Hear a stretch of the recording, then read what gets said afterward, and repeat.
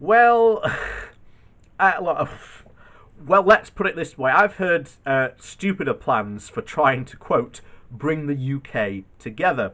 Because this is going to be a continuous dividing line throughout probably the rest of our certainly time in British politics of was Brexit a good idea and was it ever a good idea to actually leave the EU will be a continuous question, and it will be one that will be very, very, very easy to answer. That answer is no, it wasn't a good idea. So, um, but the idea of now, to quote the idea that May, or what it was Theresa May's idea originally, to bring the country together, to bring these two disparate factions together, we're going to have an idea of the festival of Brexit, and you're like, why on earth would a festival for Brexit unite Leavers and Remainers? What? It boggles the mind. It really, really does. However, once again, we've gotten word that the Festival of Brexit, or I think it's operating under a new name now, is going ahead. However, I want to comment on just how much of a waste of public money this is going to be, because I believe it's coming in. It's coming in. The cost for this is coming in at something over £120 million. Sorry, but what a waste! What a waste of public money. But this, once again, just goes to show you how short-sighted Tory thinking really is. Instead of spending this money on maybe something like infrastructure investment or something that will, take a long time to bear fruit with, instead they somehow got this idea into their head that they can hold this really, really quick festival, have this amazing, quote, PR event, and everything will just be, rolled over, it'll all be fine, just watch the song and dances, woo, and they'll be all be fine. But no, it's just an absolute waste of money. But that's what we're going to talk about today. So this is from The Independent. Festival of Brexit. Organisers say event will go ahead and, quote, bring people together. How this is going to bring people together, I haven't got a damn clue. So, the so-called Festival of Brexit will go ahead. It has emerged after organisers called for a, quote, daring new and popular ideas for the 120 million national event. Well, I can certainly think of a lot better ideas to try and do that. For example, that could pay for the furlough at least twice over from what I think. It could certainly pay for a heck of a lot more better than spending it off on a one-off event. So initially announced by the then Prime Minister Theresa May in 2018 as a way of lifting public spirits after Britain left the EU, the festival has a working title of Festival UK 2020. May said she wanted the festival to, quote, celebrate our nation's diversity and talent and to mark Brexit as a moment of national renewal.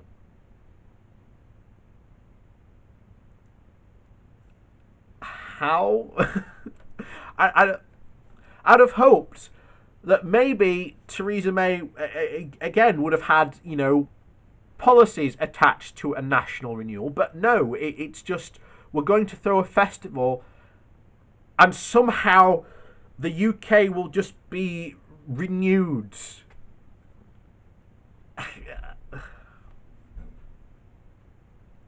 At the time, many questioned whether Brexit was truly a moment for national celebration. Others slammed the event as a waste of public money. Recently, there have been calls to instead give the money to the arts sector, who is facing disaster due to the coronavirus pandemic. Perfectly good idea to spend that money. The arts sector is really being hit by the coronavirus crisis. So, They absolutely do need it.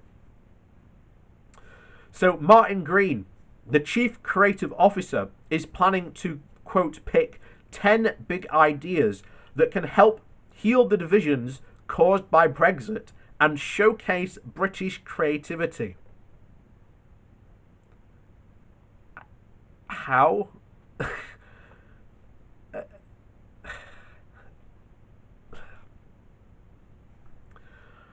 So it says a single project might last a day or even a year and could involve one big act or, quote, 10 million tiny acts.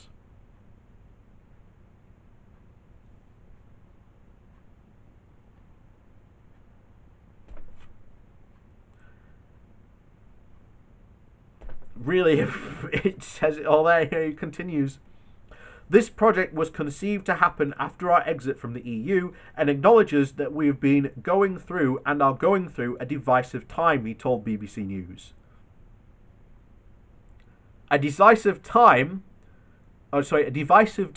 caused by Brexit and the Brexiteers themselves.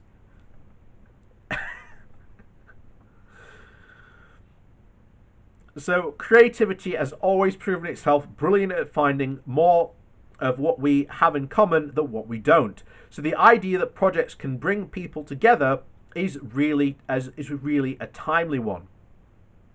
And again, I question how it's going to, quote, bring people together. But I'll tell you what, in 2020, I will gladly, if my audience will allow it, or if my audience is willing to fund it, we will go on a festival road trip and try and document all these, quote, art pieces and see how it is, quote, bringing the country together.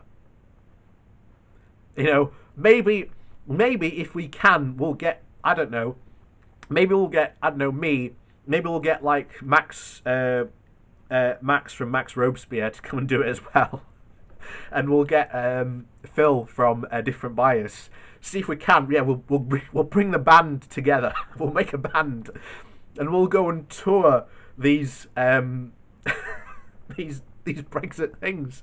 I don't know, but I'll tell you what.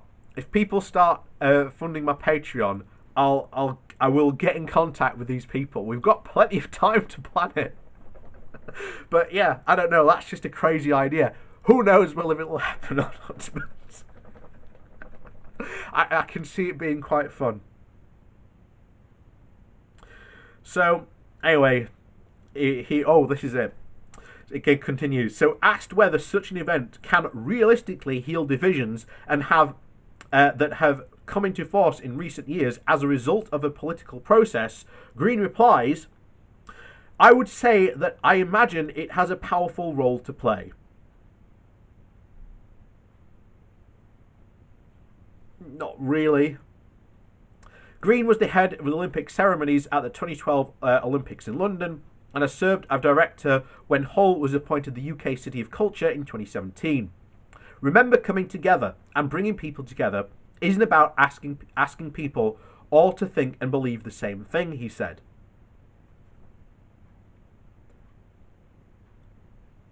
However, the whole point of this was to celebrate Britain leaving the EU and mark it as a moment of national renewal. The very thing he is being asked to do is to bring people together and make them all think the same thing, that somehow leaving the EU was a good thing, and that somehow that is not going to cause huge problems that we've already known and identified throughout this country already, even on this channel, as well as ones that aren't yet identified. Because I've always said this, Brexit is going to bring problems that we haven't even thought of or even know was going to be a problem. So it's about understanding each other and appreciating each other's differences and communities. Green added that the pitching process will not be restricted to established names in arts, and that new talent is encouraged to apply as well.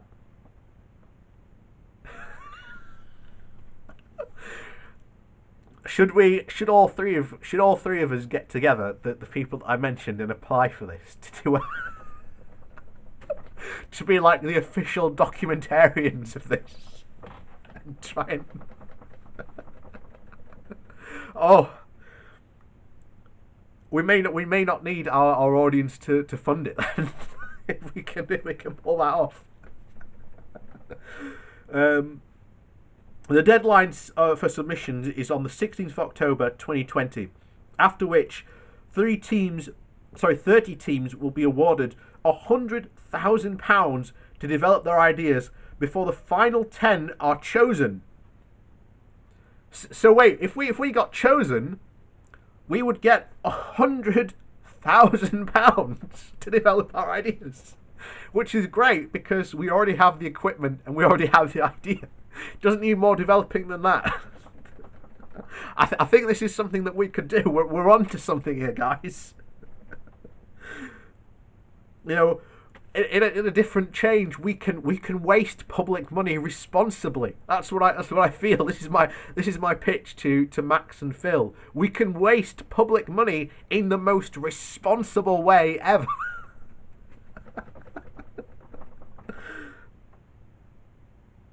Oh, anyway, that's yeah. Oh, that'd be quite funny. But yeah.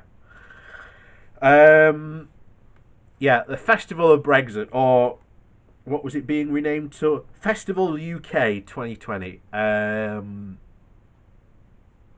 sure it's going to be an absolute flop. Just yeah. But anyway, thank you for watching. Please do like and share this video. If you do follow those other YouTubers, please do share it at them. Maybe even tweet them this video. Let's see if we can get this ball rolling on this idea, because we haven't got long. Yeah, we're going to spend government money in the most responsible way possible.